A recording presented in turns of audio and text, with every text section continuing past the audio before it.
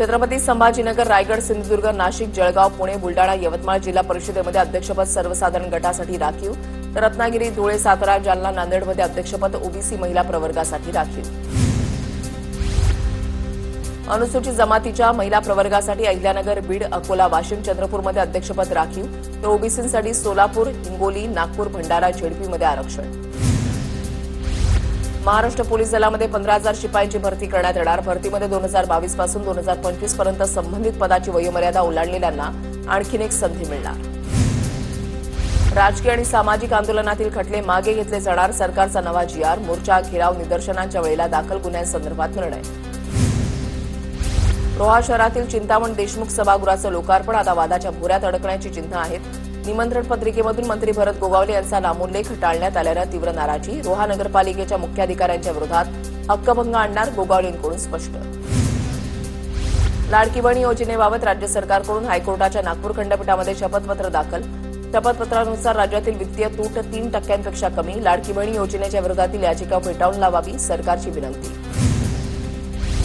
महादेवी हत्तीणीला परत पाठवण्याबाबत प्रकरण उच्चस्तरीय कमिटीकडे पाठवलं जाईल. सुप्रीम कोर्टाचा निर्वाळा. महादेवी हत्तीण नांदेडी मठामध्ये येण्याच्या दृष्टीने महत्वाचं पाऊल. मठाधिपती जिनसेन स्वामींची प्रतिक्रिया.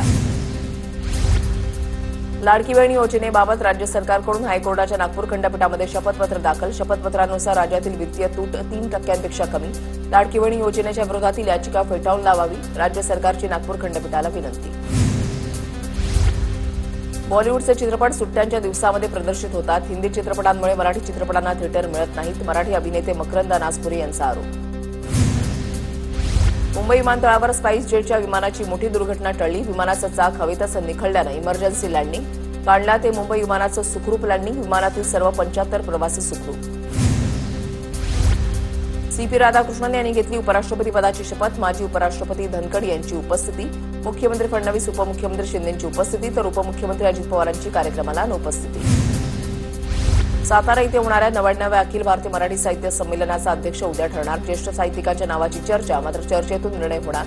साहित्य महामंडळाची रविवारी महाराष्ट्र साहित्य परिषदेमध्ये बैठक. अजित पवारांच्या हस्ते रायगडच्या रोह्यामध्ये डॉक्टर सी.डी. देशमुख सभागृहाचं भव्य उद्घाटन. अत्याधुनिक सभागृह रोहा शहराला नवं चैतन्य देणार. उद्घाटन सोहळ्याला मोठ्या संख्येनं मान्यवर आणि नागरिकांची उपस्थिती.